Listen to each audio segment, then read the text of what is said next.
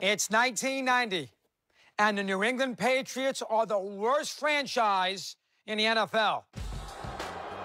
They're more pathetic than their 1-15 record suggests. This contest has all the makings of a massacre, and Randy, my question is, can the Patriots in any way make this a competitive contest? James, to be brutally honest, no.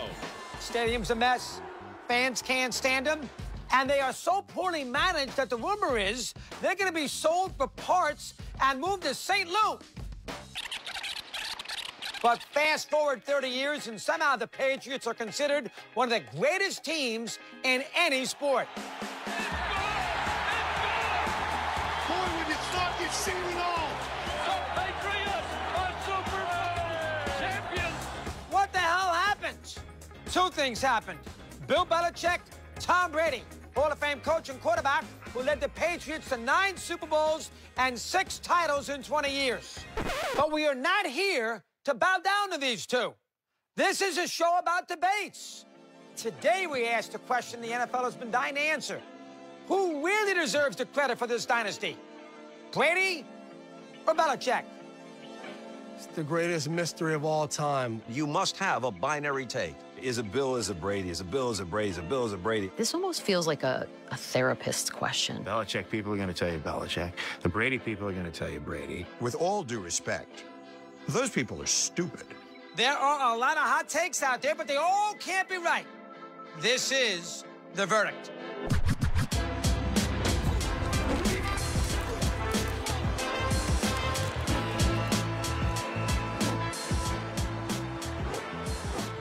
So how does this work? How do you decide who gets more credit? A coach and a quarterback have dramatically different roles, so we need to weigh their influence. For some points, statistics are illuminating. Other points are more about intangibles. So we are going to make a full-throated case for each of them to see how they match up. And depending on what side you're on, get ready to start yelling at your TV. Let's begin with Brady.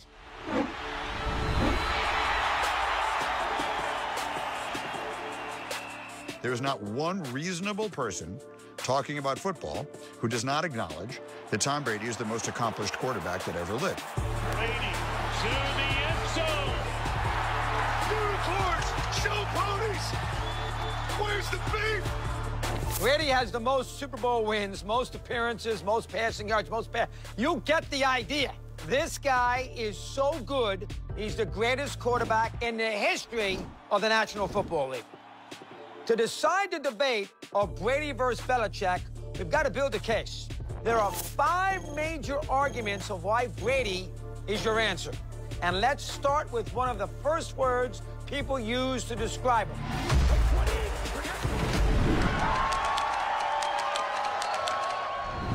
Can you just imagine what it would feel like to be in Tom Brady's shoes for one day? He was always focused. Every time he was in a high-pressure situation, he got better. You would see him come out the tunnel, screaming it at the top of his lungs. It just hit like adrenaline in your soul. Just, let's go! Intensity is a job requirement in the NFL, especially for quarterbacks. So let's be clear, Tom Brady, he is the dictionary term of intensity.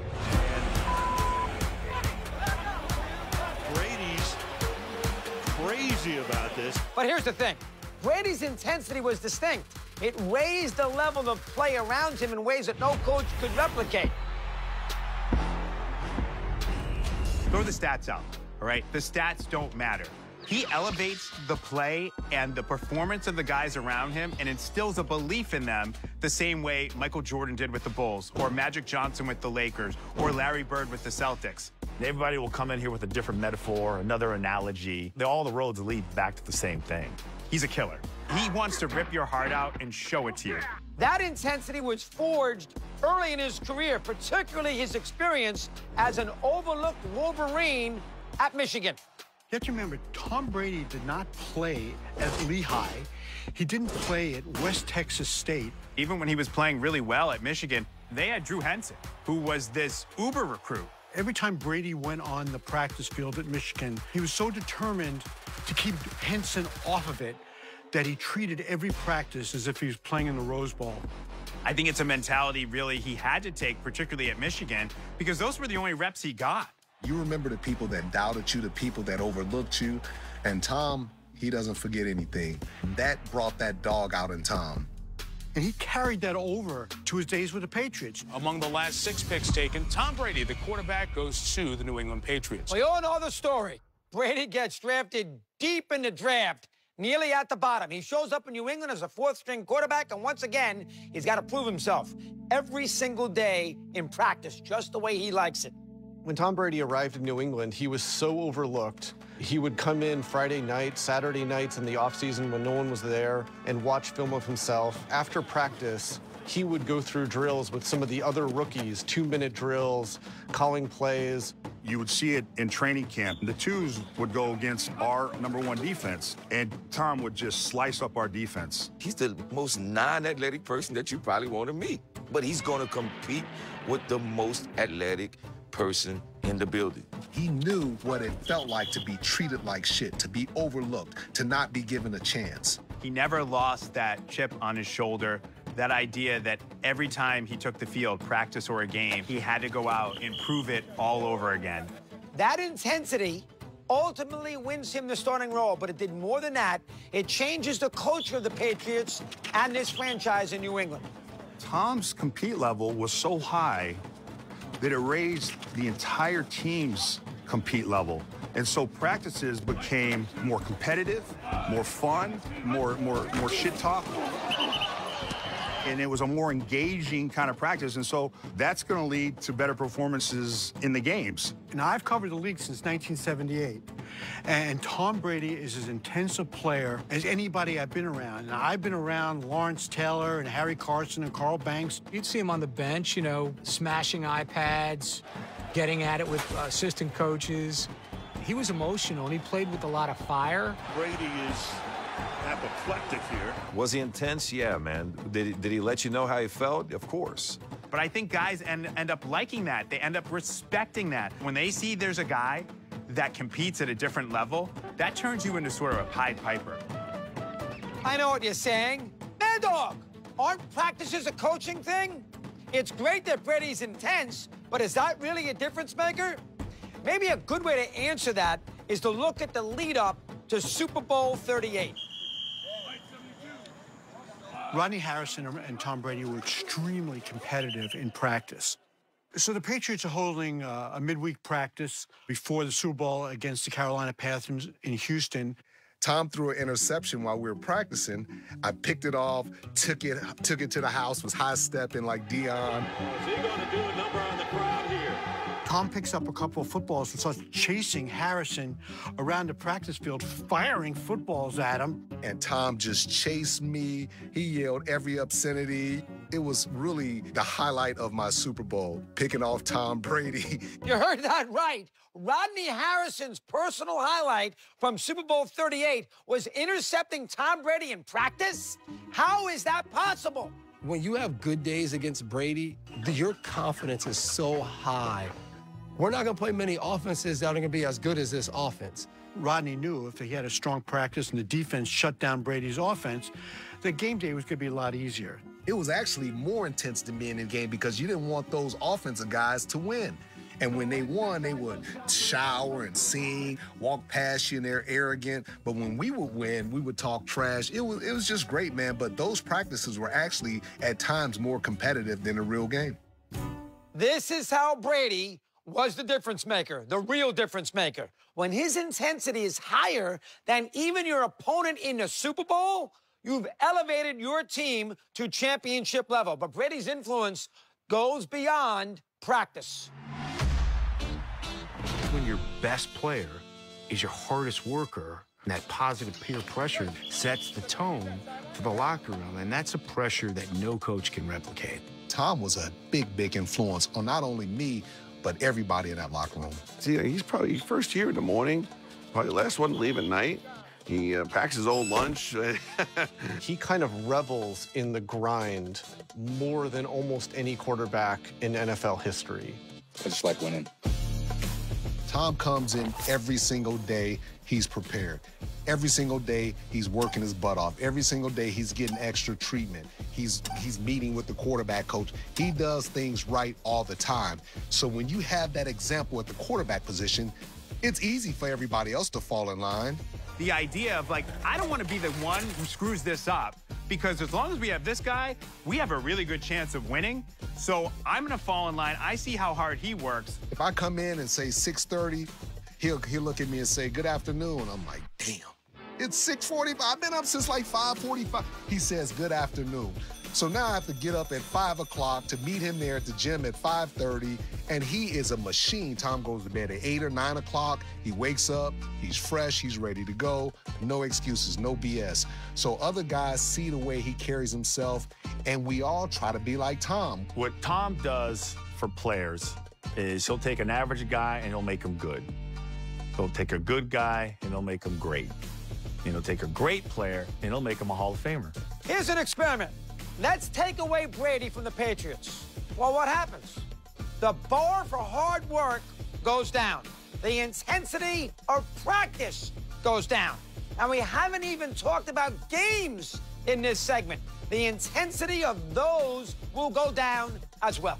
In the NFL, where the margins are so small, that is the difference between winning and losing. Brady deserves the credit because of the competitive standard he set for the Pats. Coming up, we all know Belichick is a genius, but was a real genius Brady? Tom Brady basically has a photographic memory for football. How about that, Brady? Oh, hard to argue with him, huh? Well, hang on. For all of you Belichick fans, stay tuned for our next episode. There's more to this debate than meets the eye.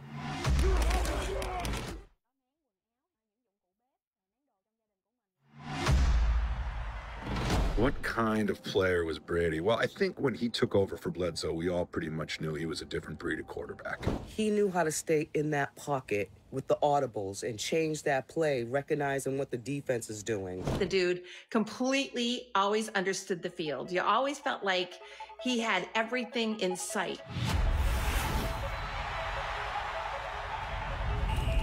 Quarterback in the National Football League, there is no tougher position in all of sports. I mean, it's one thing to be able to sit back and throw the ball 50 yards downfield, but it's a completely different thing to be able to execute when somebody is breathing bad breath down your neck. Everything that you do on the field is how people are going to look at how the team does, right? Because you throw that one interception, you make one mistake, pressure really lies on the quarterback because you are the focal point. Quarterback in the NFL is the most important position in professional sports. More important than shortstops and center fielders, more important than point guards. The quarterback is the nerve center for your team. For half the game, every decision flows through him. I remember talking to Tom about dual threat quarterbacks, of being able to run and what that problem creates for the defense. I remember Tom said to me, how about my mind and the problem that creates for the defense? Alert! Alert! Tiger! Wait, 20! Most NFL quarterbacks just throw the ball, and they throw the prescribed route where it's supposed to be. Tom elevates it to an art form. That really jumped out at me at the beginning of his career, how smart he was and how good he was at making decisions in critical times. And decision-making isn't just decision-making with the football. It's, can you go to the line of scrimmage, process what's happening or about to happen? Can you get us out of a bad play and into a good play? When the quarterback is at that line of scrimmage, what happens with the ball is his call. He reads the defense. He calls the audibles. He sets up his blocking. In the moments just before that snap, the quarterback carries his offense alone. And there was nobody better at that than Brady. You're in the backfield. The ball is being snapped. You can actually see the ball coming. But you hear Tom Brady in your ear, whatever side, get open. Get open, Kev. And it's like, okay. Now, it don't matter if you got to block. Forget the blocking. It's something that he feels, and we just got open. You think you're going to get advantage on me? I already know what you're going to do. Now I'm going to drop a guy in behind and dump the ball off, and away we go. It's knowing what's going to happen before it happens. It's knowing where the ball's going to go before he throws it. It's knowing where the blitzes are going to come. And that takes pressure off of everybody. Talking to Bill about this, he said, I remember, 3rd and 10, Tom said, he saw the safety over, corner came weak, we had this certain protection on, so I checked it to Louis, so I kept the backside in, brought the backside guard over to make sure I was protected. Kevin would scan right, so he's telling me that middle of the 3rd quarter, coming off the field, we would get into meetings that night, breaking down the film. It would be exactly the way Tom explained that. Tom Brady basically has a photographic memory for football. He understood coverage, protection. He knew what all 10 guys were supposed to do. He knew what the defense was supposed to do. He knew everything I need to know. You follow me?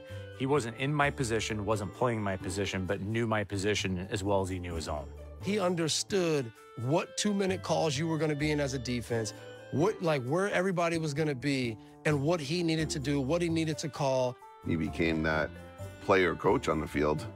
I don't think there's any doubt that Brady knew more about offensive football than most head coaches. Every year that he was the primary starting quarterback, those teams had a winning record. I don't know how you ignore that. This is what happens when your quarterback has a high football IQ. He steers his offense in a way any coach in the sidelines or in the booth cannot. Tom's defining moment was the 4th quarter against the Seahawks. Super Bowl 49 underway. Okay, an easy one. What do you remember about the Patriots-Seahawks Super Bowl? Pass is intercepted at the goal line by Malcolm Butler. The Butler pick does not happen if Brady doesn't have one of the great 4th quarters of his life against a big-time defense. From the 23-yard line. People don't understand how good that defense was. It was the Legion of Boom at their greatest. They've got their eyes on you. They're playing back. They're driving on the ball. They led the NFL in fewest points and fewest yards allowed for 3 straight seasons. The last defense to be as dominant over a period as time as the Seahawks was the Steelers in the 70s. You remember that? When you could smoke on airplanes. That Seahawk defense was the outright best in the NFL that year, and they kept Brady contained for 3 quarters. But that 4th quarter, different story. Something happens. Woo! This game is turning into something here. Everybody sees it, but he just processes it quicker. You can see the rotation of the safeties. You can see a corner creep in. You're sort of getting the keys to the test beforehand. Tom always used to say to me, hey, I know what you're in at the same speed you know what you're in. I know where one of your defenders who makes a mistake, I know where he's supposed to be. No one had ripped through the Seattle Seahawks like Tom Brady did in that Super Bowl. And to do it on that stage, to me, was the defining moment of his career. By the start of the last 15 minutes, Brady had figured out the best defense in the NFL. People start to move, and he's like, I know what you're in. Now I know where to go with the ball. And then basically being able to look over at a guy and be like, you got to move over 4 yards. If Brady was locked in with a receiver, you weren't stopping him. Even though they called the right defense, even though they called the right protection or the right blitz. Amendola for the touchdown. He can make adjustments late into the cadence. He's going to leave the guy free that he wants to leave free. That, to me, by far, is so hard to guard. The Seahawks had not allowed more than one 60-yard TD drive in the second half of any single game that year. And then Brady in this one leads 2 60-yard drives in this 4th quarter alone. I'm like, holy crap. Like, this is ridiculous. It was truly historic. For him to do that against that defense was the greatest single quarterback performance in a 4th quarter in Super Bowl history. He's the one that is under fire, and he's the one that has to make these split-second decisions. You don't have time to have the coach input in a lot of these moments. The idea that a head coach can be as valuable or as responsible as somebody who's the greatest player of all time at the single most influential position in all of North American team sports is preposterous. You win when you have good players, and you win when you have Tom Brady. Yeah, the guy throwing the football is probably more important. The guy actually on the field executing. Belichick never threw a touchdown pass that I know of. Replace Brady with anyone else? Does that fourth quarter even happen? Peyton Manning, you're thinking? Hey, he played the Seahawks in the Super Bowl the year before. You know what his passing rating was? 73.5, and guess what? Broncos lost. If it weren't for Brady, we're not even talking about Malcolm Butler. You know what we're talking about? Seattle, back-to-back. Up next, let's not forget about the best argument for Brady that separates him from everybody else. Do I think that drive was clutch? I think that's the definition.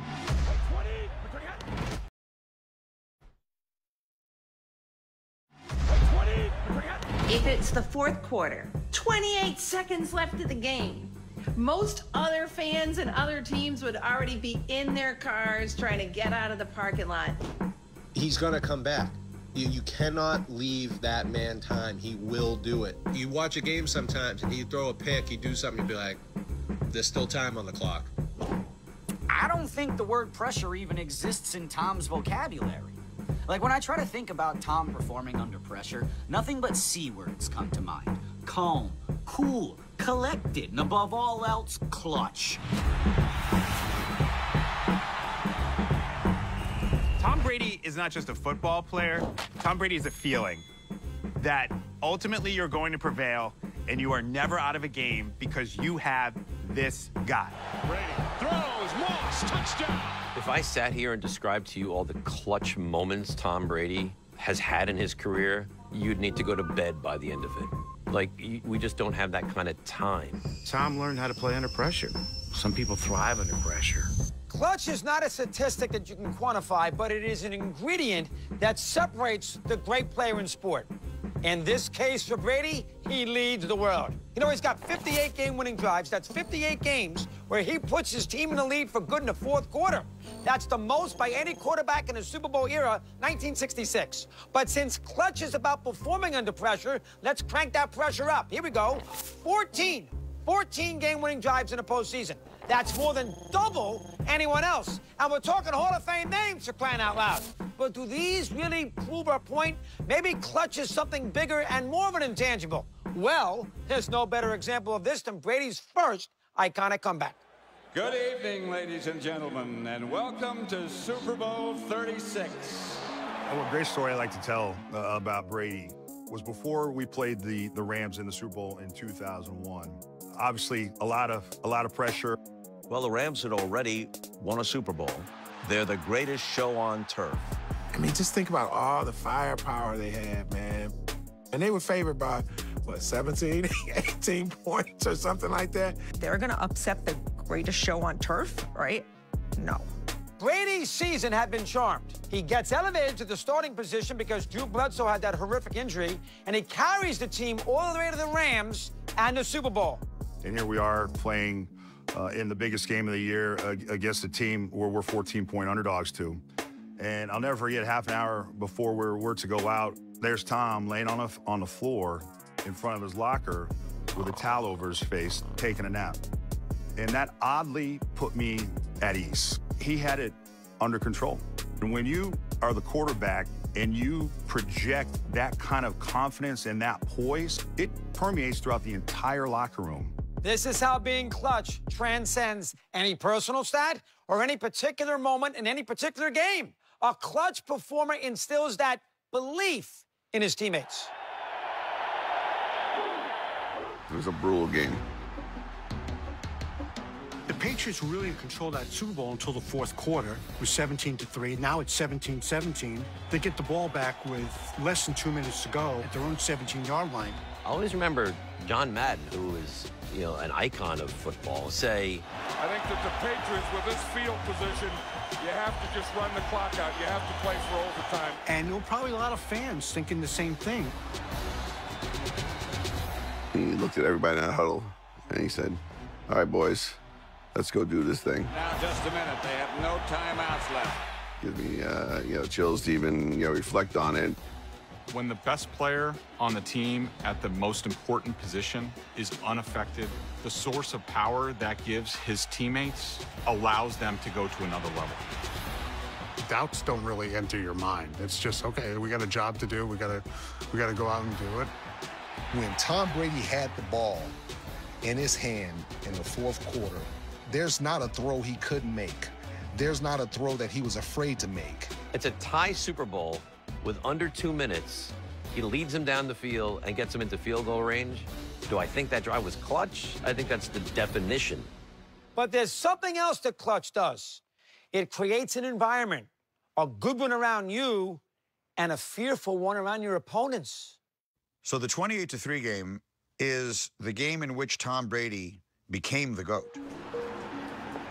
Tom Brady goes into that Super Bowl against Atlanta, has incredible personal motivation to win that game. Because he found out a couple of days before the game, his mom, she was battling cancer, but had gotten the doctors okay to travel from their home in Northern California to Houston. And I just know how much that meant to Tom to have her there. Sometimes Tom and the Patriots have struggled to come out of the blocks, and that game was probably worse than any of them. Touchdown, Atlanta. End zone pass is caught for the touchdown. They hadn't done anything right the entire game. They looked like an old team. They looked like they were old and fading. Defensive line pass is picked. Intercepted, Robert Alford. He's gone. There are no flags. He is lying on the ground, having just dove at a Falcons player who had just intercepted him and run it back for a touchdown. And Brady is sprawled on the turf. And you thought Tom Brady's career, as we knew it, was minutes away from ending. For the life of me, I don't think he thought he was ever going to win that game. But that doesn't mean he wasn't going to do everything he can to try to win the game. He was never, ever going to give up. That was not part of his mental makeup. They're on 46, down by 25. The Falcons guys on the other side, even when they're up and they're sort of celebrating, they're saying, yeah, but that's still Tom Brady on the other side. Pass is caught inside the 10 by Bennett. There's life for New England. He's got a lot tighter over there on that Falcons sideline. They had that Mike Tyson effect where they beat teams even before they took the field. They waited for teams to make mistakes, get nervous, and throw the game away. When they decided to drop back to pass, I said to myself, they're in trouble. Tom's coming. Ryan is sacked. What a play. You see clips of that game of Edelman. You gotta believe, you gotta believe. And then one point he says, come on, Tom, you gotta do this for your mom. And it's if the switch got flipped. Hard to pinpoint any moment or stat that proves this, but if you're asking me, the Falcons, they got spooked. The minute Brady doesn't give up, he puts Atlanta on their heels. I don't have to get better to beat you. I just have to remain at my best in order to beat you, because the pressure gets to you and it doesn't get to me. Now 2nd and 10, pass caught, Mitchell. Brady, end zone touchdown. I can replace a coach. I can't replace the greatest quarterback of all time. He just pulled everything up out of the morass and just stunned everyone. Patriots win the Super Bowl. A clutch athlete is the most possessed, determined, influential figure in sports. They instill a belief within a team and then create a fear for their opponent. That is something that even a great coach can't impact. The way the greatest players of all time in any sport become that, it is because they have an innate ability when the chips are down and the money is on the line to be at their best. That's how Tom Brady winds up winning 7 Super Bowls. I know how motivated Tom was to win it for his mother, but after the game, I went into the Patriot locker room and I was standing there, and all of a sudden Tom realizes his uniform top is missing. Hey, did someone take my jersey? I put it in my bag. I absolutely 100% put it in my bag. Garoppolo was right next to him. He goes, Jimmy, did you see my jersey? And he's calling out to all the Patriots equipment guys. Hey, you guys see what happened to my jersey top? Robert Kraft came over and hugged Brady And Brady just goes in his ear, Mr. Kraft, somebody stole my jersey. This guy just went from 28-3, put on this incredible comeback victory, and all he cared about was his jersey. So I stuck with him. I said, Tom, what's the big deal? It's your 5th Super Bowl victory. I'm sure you have plenty of memorabilia. Did you want to give the jersey to your mom?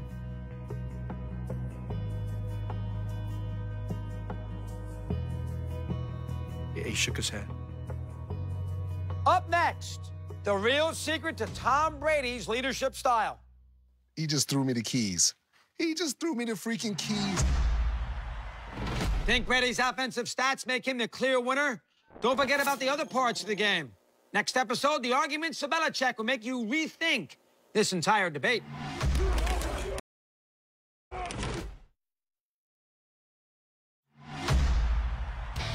Story time with Gronk, with Rob Gronkowski. Love it, Coach.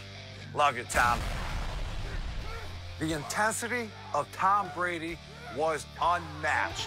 Every time he stepped foot on that field, within the first 10 seconds, you felt that energy and you knew it was game time. Tom Brady never let his teammates slack. He picked them up in any situation and he fired them up at all times, if it was practice, if it was a walkthrough, or if it was game time. He got under my skin one time. I ran the wrong route. I went around the guy when I was supposed to go inside the guy. He told me he was never going to throw me the ball again because of it, because he keeps his teammates accountable, because he gets under your skin, because he wants you to be a better player. That's how intense, that's how detail-oriented he is. And the guy is the best of all time because of that. Tom, thank you, because you made everyone better around you. Story time with Gronk. The head coach is your leader. Buck always stops with him. But when you look at that Patriots locker room, you will see that Brady's leadership, that is what's irreplaceable. What I think, for me, made Tommy unique was that he was relentless in that pursuit of perfection. Tom Brady imploring some of his teammates to do your job. He let it be known if you made a mistake. If we're in the heat of a moment, yeah, he's going to be intense about it. Receivers would tell you, if it is a 5-yard hitch, you better run that hitch at 5 yards. If he felt like he could not trust you to be where you're supposed to be on these routes, you're not getting the ball. I'm not the easiest guy to play with, and I think there's a lot of high expectations, and I try to put a lot of pressure on everybody to get the best out of us. But at the same time, you had the sense that he always had your back, right? He wasn't the guy that was going to come get in your face unless you actually deserved it. I wanted to know that I had a quarterback that was going to take that approach because, hey, guess what, man? If we're going to be out here doing all this stuff, let's make it matter. He has never said one negative thing to me or the offensive line. And I don't think that's because we've never screwed up. I think that's because that he knows that we're giving it our best and we're trying, and that's the kind of guy that he is, and it's always positive and it's always encouraging, and that means a lot to us. When I was young, I would go in, and I remember vividly, we were supposed to have a little short motion, but I forgot the motion. But I come off the play action, and I hit the crossing route. I'm like, yes, all right, I hit the crossing route, big gain. And immediately I come over, and Tom's like, bro, you forgot the motion. I was like, I know, but I hit that crossing route. I'll figure that motion out. He goes, no, man, you don't understand. You have to be perfect when you play this position. You can't be the guy that makes mistakes, especially at the quarterback position, and then expect them to respect you when you are getting on them. It was like that light bulb continuing to go off, right? And learning and understanding why he was who he was. Brady could hold guys accountable for a couple of reasons. He works hard, his standards are high. But Brady's Brady for a simpler reason. His teammates loved him. I think it was when Tom came back off his suspension, Gronk was almost in tears talking about how much it meant to have him back, and how much they wanted to play for Tom. They were devoted to Tom. You have a leader. You have somebody that the guys trust. Not only do they trust him, they like this guy. He's a very likable person. He carries himself just like the rest of us, and that's why guys love him. But Tom was always a team guy. You know, you come into the locker room and you just seemed like a regular guy. Playing cards, playing backgammon, always genuine. He was fun to be around. He was just always one of the guys. Give you a shirt right off his back. When I came to New England, Tom was absolutely great. He was driving this Audi, and I was like, man, Tom, that car is nice. And he was like, you want it? He just threw me the keys.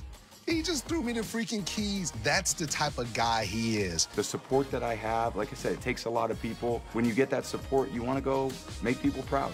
I know what you guys are thinking, Mad Dog. What about that Patriot way? You guys in that media, that's all you ever talk about, is how it was their secret to their success. Doesn't that start with Belichick?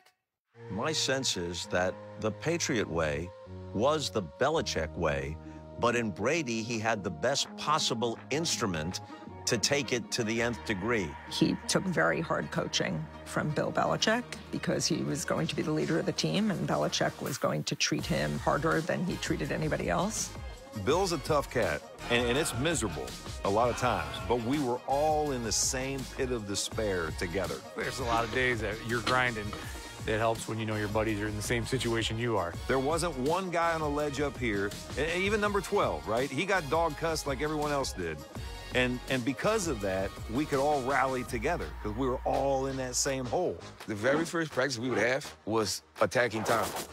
Attacking some negative that Tom may have had during the course of last year or that he might have need to improve on.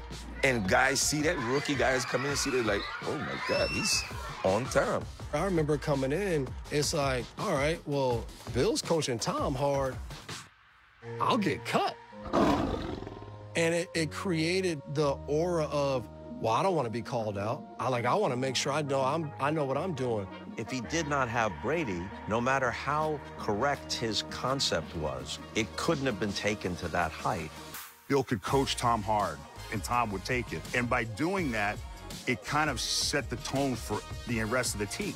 Name me a star quarterback like Brady from the last 20 years who would have accepted getting yelled at by his head coach as if he's a rookie like Brady. Belichick's entire philosophy falls apart if he doesn't buy in. There's another thing that Brady did to put his team over the edge. It's a big one. He took team-friendly deals, gives the Pats more salary cap flexibility. That's a huge scenario here. Brady consistently took below-market contracts, and over the course of his career, get this, he leaves over $80 million on the table. Using that money, the Patriots are able to sign or extend contracts. How about Julian Edelman, Vince Wilfork, Dante Hightower? Brady's decision kept championship teams intact way longer. He puts the team first. That's leadership. Up next, what kept Brady in the game far longer than anyone else? He told us at one point, I'm going to play until I'm 45.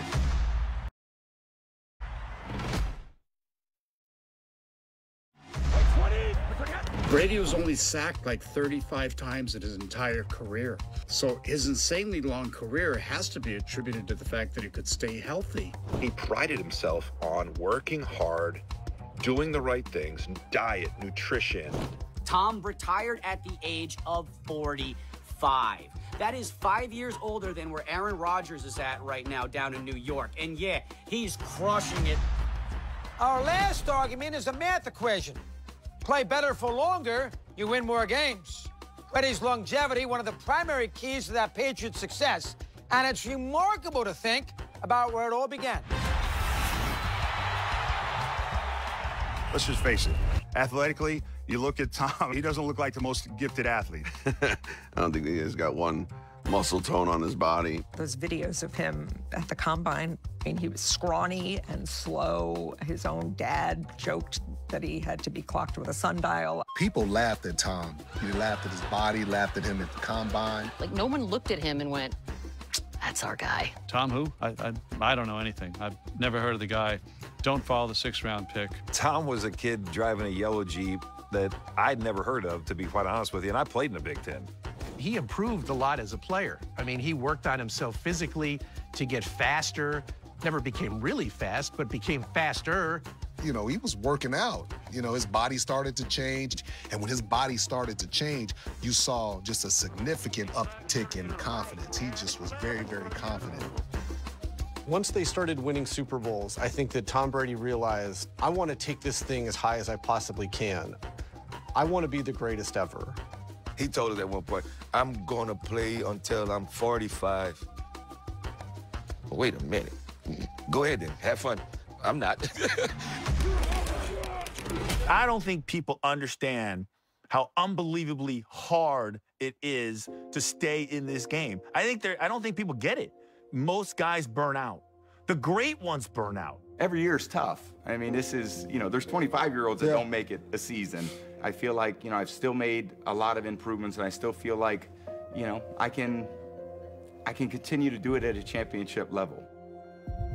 No matter how many people were telling him he was the greatest of all time, families telling you that's enough, that should be enough, was never enough for him. Not a lot of athletes have that, where you win and you don't take real joy in the winning.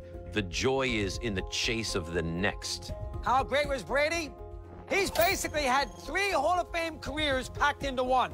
Take any one of these windows, and that might qualify someone for the Hall of Fame, and Brady had 3.